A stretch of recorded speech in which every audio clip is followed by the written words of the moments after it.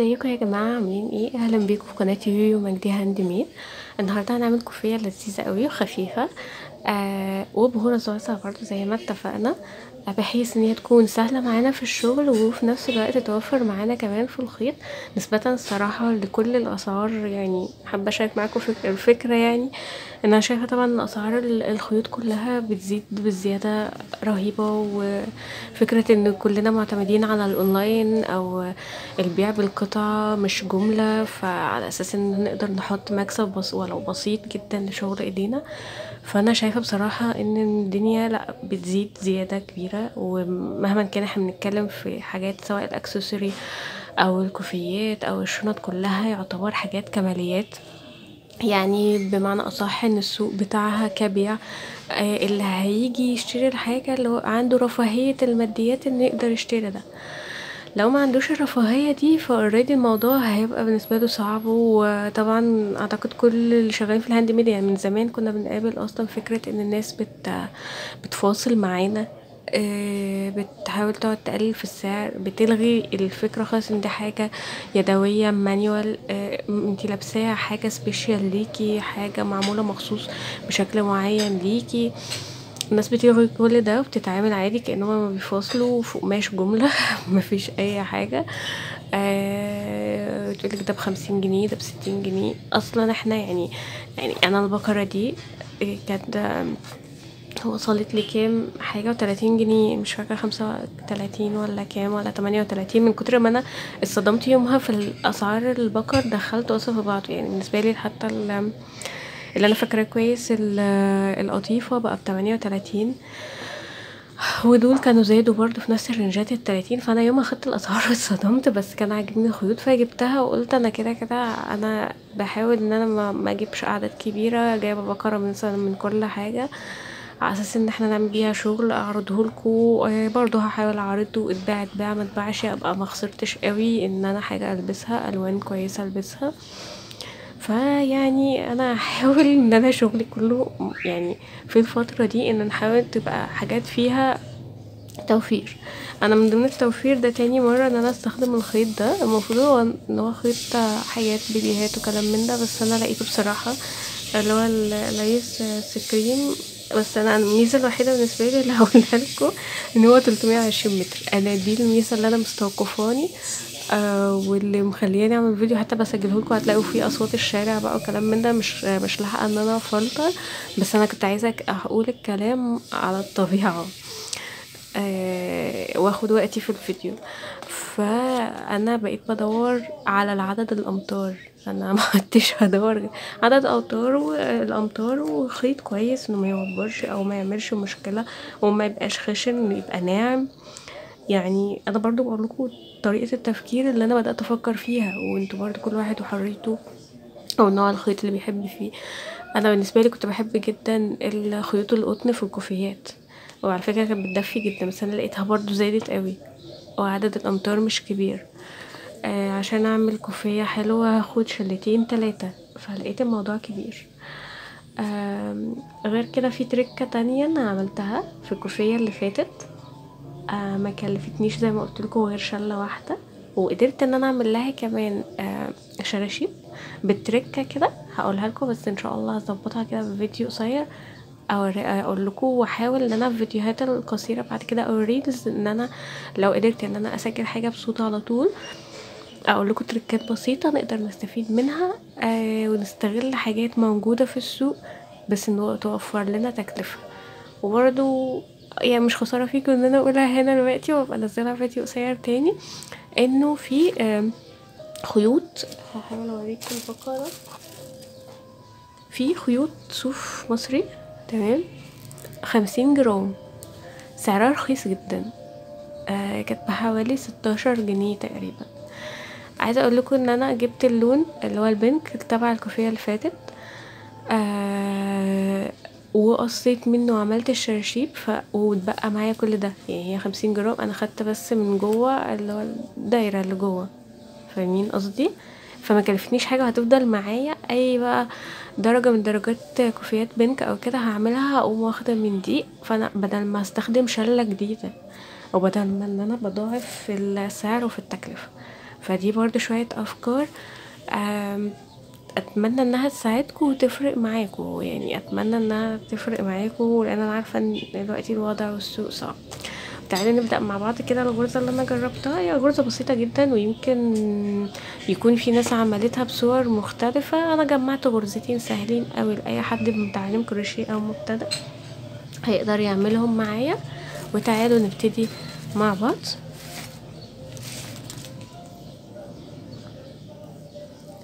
وعندي الخيط اهو، وهنبتدي نشتغل عدد من السلاسل، عدد زوجي. تمام، هنركز ان احنا العدد زوجي. تمام، ادي عقدة البداية. هنشتغل 24 سلسلة.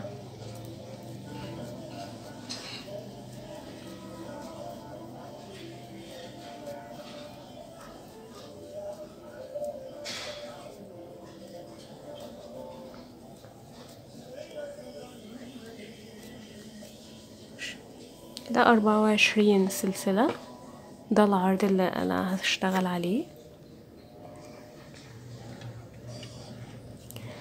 وهرتفع سلسلة بتاعتنا الارتفاع اللي احنا متعودين عليها.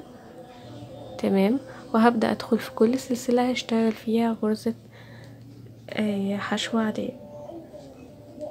اسحب كده الخيط على الابرة واسحب من، ادخل في السلسلة اللي بعدها حشو، السلسلة اللي بعدها اسحب الخيط واسحب من الخيطين مرة واحدة، السلسلة اللي بعدها واسحب من خيطين تاني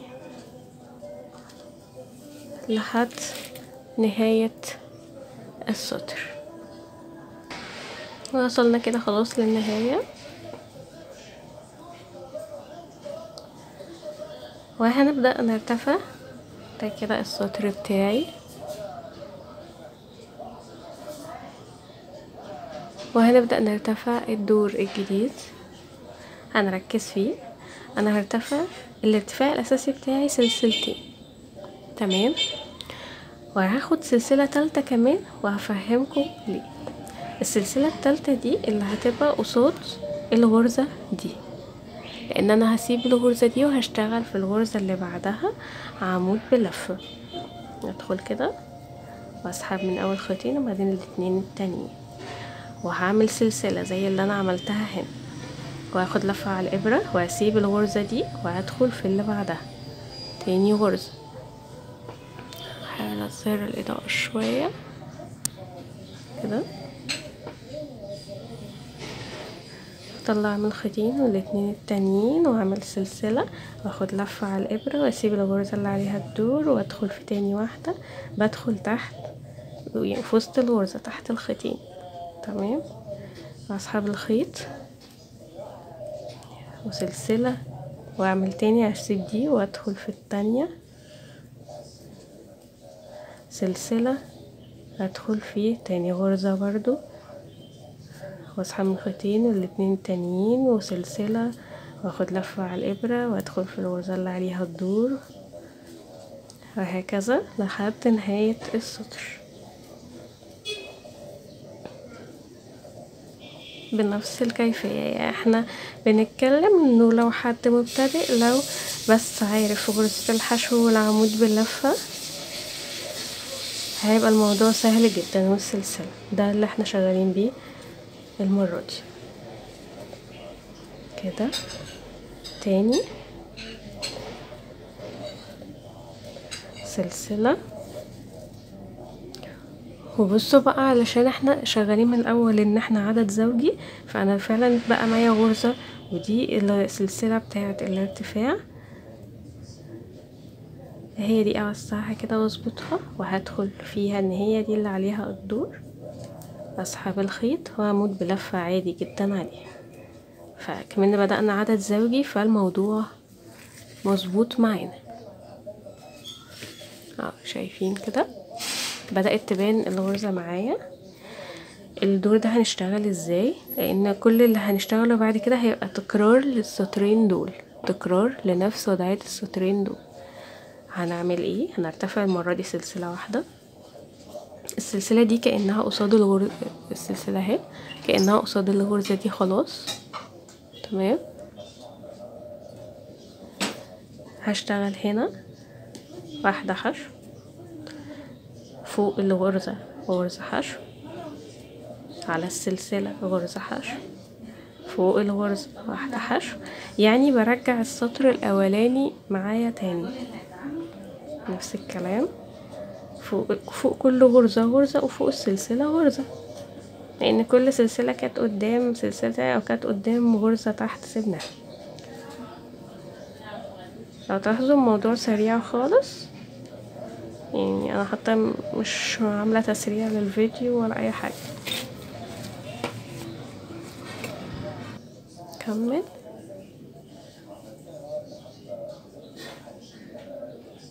وان احنا مستخدمين ابرة 5.5، فهي موسعة معانا الشغل، فمديها اريحية واحنا بندخل في الغرز. كل اللي هتبقى رخمة شوية الغرزة اللي هي في نهاية السطر كالمعتاد يعني في اي شغل احنا اشتغلناه مع بعض. وطبعا الغرزة دي تقدروا تعملوا بيها حاجات كتير، بلوزات تقدروا تعملوها في الشلان، هتبقى لذيذة برضو. طيب وصلنا لهنا، شايفين دي سلسلة اللي احنا قايلين عليها اللي هي قصاد هنا، يبقى انا منساهاش ان انا دي غرزة لوحدها. اوكي، ومفروض ان انا دايما في الارتفاع انا بدخل فيه عشان ارتفع تاني، يبقى انا هدخل في تاني سلسلة دي بالشكل ده، واعمل فيها غرزة عادي حشو عشان يبقى الشكل عندي مظبوط ويبقى السطر مظبوط معايا. يبقى انا كده رجعت السطر الاولاني، رجعت فوق السطر التاني تاني، يعني السطر التالت هو تكرار للسطر الاولاني. هنبدأ نكرر بقى السطر التاني هنا. هنعمله ازاي؟ نرتفع 3 سلاسل زي ما قلنا انه الارتفاع سلسلتين، والسلسلة دي اللي هي قصاد الغرزة بتاعتنا هنا.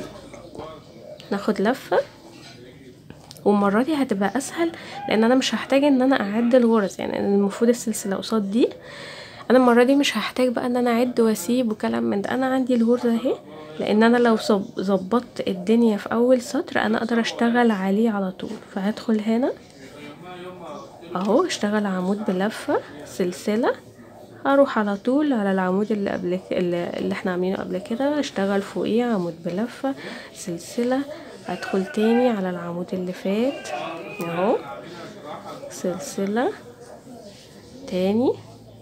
التكرار يعني الظبطة كلها في اول سطرين، ظبطنا اول سطرين خلاص، بعد كده اللي جاي كله تكرار فوق نفس الاماكن،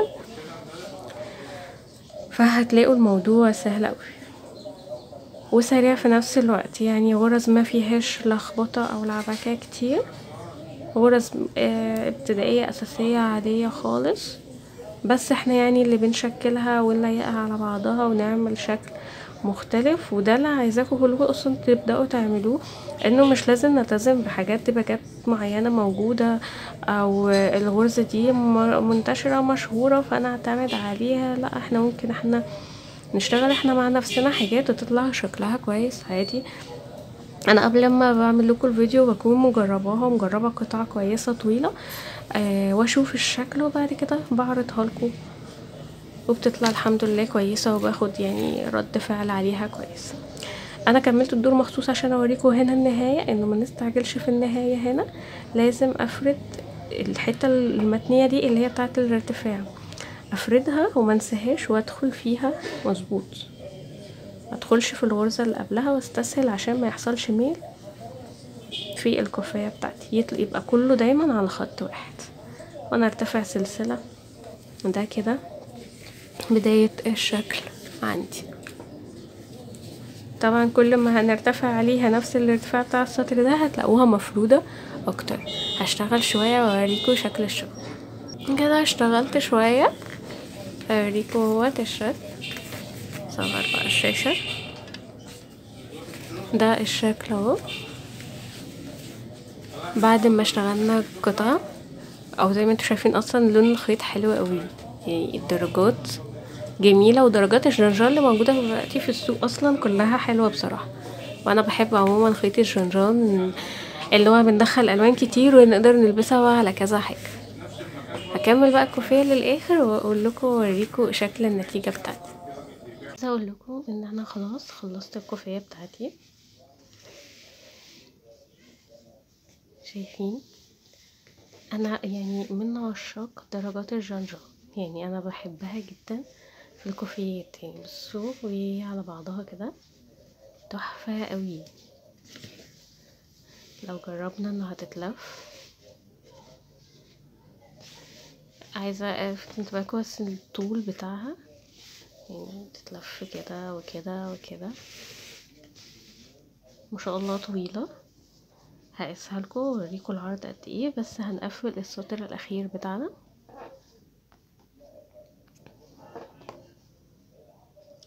انا كده خلصت نهاية الخيط بالنسبة لي. عايزة اقول لكم ان احنا استخدمنا شلة واحدة بس بالغرزة دي، بالعرض اللي انا اشتغلت بيه، اللي هو كنا بادئين بحوالي 24 سلسلة. ده العرض اللي اشتغلت بيه، اعتقد عرض كويس جدا. انتوا لما هتقيسوه على الكتف حلو قوي. تمام، مش عايزين اعرض، هنحتاج اعرض من كده ليه ونقعد نصرف مصاريف ليه ونغلي في سعر الحاجة ليه، مادام دي خلاص دي الكفاية دي اللي هنحتاجها.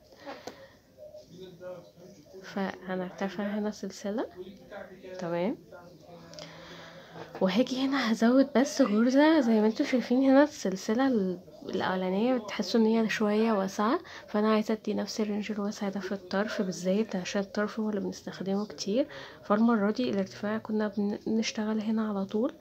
تمام، فانا لا هزود واحدة بس هنا كده، بس هضيق السلسلة شوية، وهشتغل هنا واحدة حشو.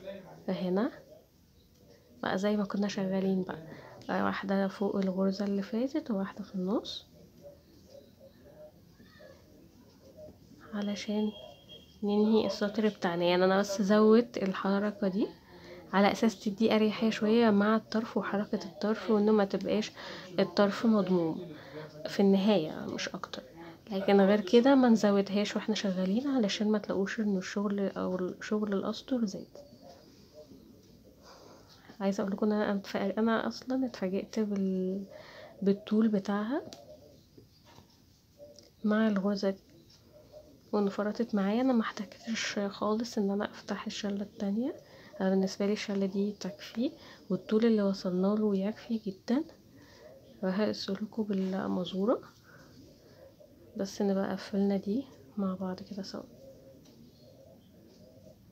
الموضوع على فكره الشله خدت مني عشان انا بس وقتي قسمتها على حوالي 3 ايام بمعدل كل يوم ساعتين ولا حاجة. الساعتين اللي بعرف اتلم فيهم ان انا اقعد فيهم اشتغل شغل على بعض. شايفين كده الطرف بتاعي، وهقفل بالسلسلة اللي احنا معتادة، واطلع باقي طرف الخيط اللي باقي معايا بالشكل ده. وهسيب انا الخيط اللي باقي ده على اساس ان انا لو حبيت بعد كده ان انا اخليها كوفية مقفولة، نقدر ان احنا بس نحط زي ما انتوا شايفين الغرز بتاعتها واسعة. فانا اقدر ان انا اثبت هنا في يعني في الاول وفي الاخر هنا زرارين ويتقفلوا في الفتحات دي، وتبقى كوفية بلفتين. يعني هحاول اوريها لكم اهو.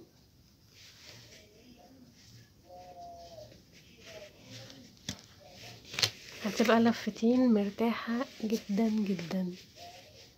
شايفين المساحة بتاعتها هتبقى مرتاحة قوي قوي قوي. وكل اللي هيبقى ناقصنا ان هنثبت هنا زرارين، واقدر ممكن اثبتهم لكم. تمام، زرارين ان احنا نقدر نقفلهم هنا لو العميل عايز ان هو هتبقى الحاجة تتلبس الموديلين او الستايل. وهتبقى كده كوفية رقبة بشكل مختلف وشكل جديد جدا جدا جدا، وفي نفس الوقت هتبقى تقيلة والغرزة حلوة جدا، وتنفع زي ما انتوا شايفين الغرزة تنفع رجالي حريمي تنفع اي حاجة. يعني الغرزة شكلها حلو قوي، خاصة برضو زي ما اقولكم ان هو جانجو. تمام، هنخلي ده على جنب زي ما قلتلكوا لو عايزين نزود موضوع الزراير. وهقسلكوا الكوفية.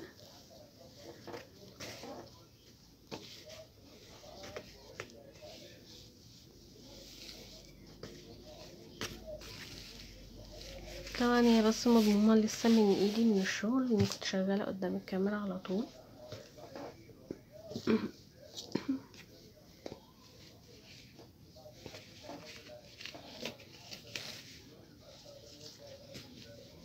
الشكل ده انا يعني بحاول المها قدامكم قدام الكاميرا عشان يبقى القياس مظبوط.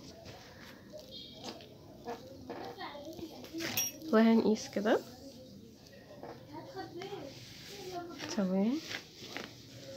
هفردها بقى الصراحة عشان يبقى احنا كده القياس مظبوط تمام. الشكل ده كمان كمان كمان كده. لو شفنا الطول مع بعض، وانا قسماها نصين، هنا ده 90 وانا يعني مرخية المزورة خالص، يعني احنا بنتكلم انه الطول كده 180، يعني هيعدي اوريدي المزورة.